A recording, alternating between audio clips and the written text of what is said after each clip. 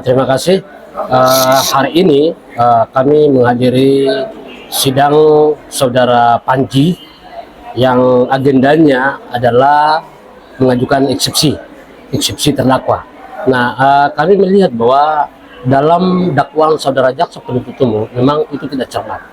Bukan hanya tidak cermat, tapi tidak cermat, tidak jelas dan juga tidak lengkap. Karena apa? Terkait dengan lokus tempusnya justru itu jauh berbeda. Artinya bahwa kejadiannya di Jakarta, ditangkap di Jakarta dan diadili di Jayapura.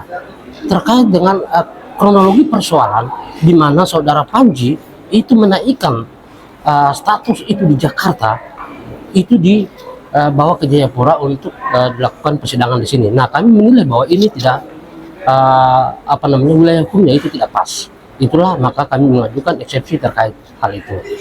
Ada beberapa hal juga yang kami ikut masukkan terkait dengan kriminalisasi terhadap pembela HAM, di mana saudara Panji ini kita kenal bahwa selama ini dia mendampingi masyarakat kecil, membela hak-hak mereka, memperjuangkan hak-hak di mana terhadap masyarakat kecil itu justru dikriminalisasi. Nah, itulah maka kami hadir untuk membela saudara Panji, bukan karena masalah hal-hal ini, tetapi lebih kepada bagaimana saudara Panji membela masyarakat kecil itu dan memperjuangkan hak-hak kepada masyarakat itu sendiri.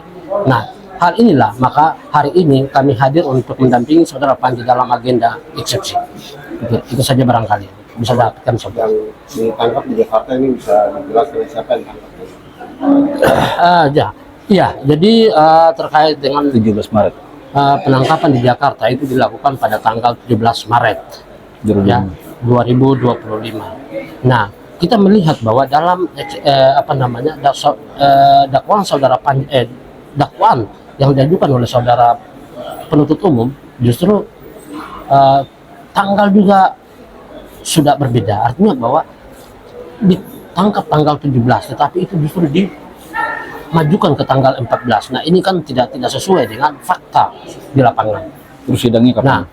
Nah, dan itu yang membuat kami sedikit menggelitik karena memang melihat bahwa kasus ini justru sengaja diangkat untuk menutupi kasus-kasus yang lain, sengaja dikriminalisasi saudara Panji untuk tidak membicarakan terkait dana bos itu sendiri.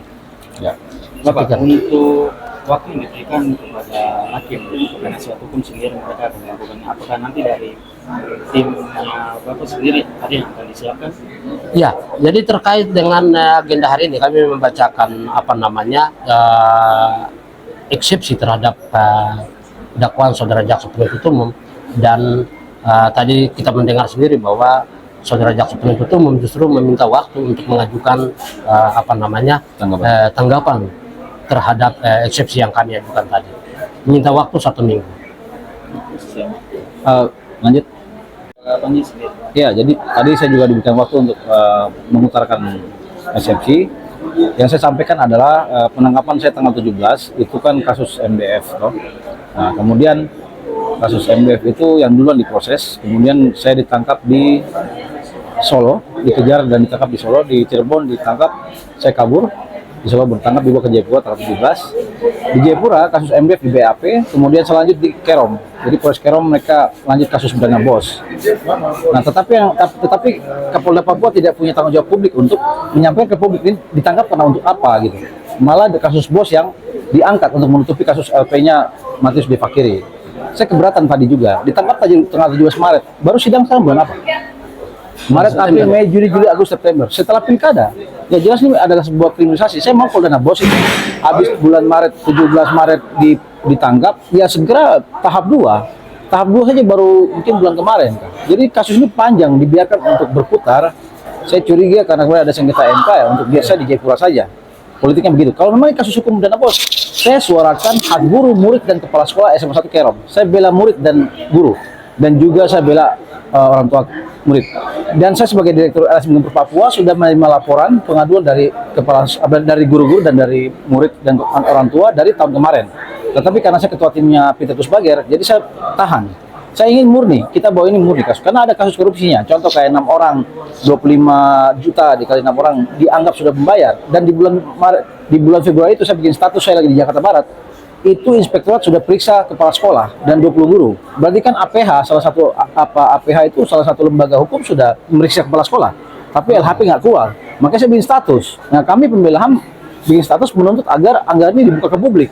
Bukan saya mengkritisi pribadi dia, karena dia sebagai pengguna anggaran, dia sebagai kepala sekolah, bukan pribadi. Kalau pribadi dia UT, tapi ini kan jabatannya. Ya. Jabatan berarti saya Ketua LSM Papua mengkritisi pemerintah, dinas pendidikan, bupati dan juga kepala sekolah. Mungkin itu. Terima kasih. Siap.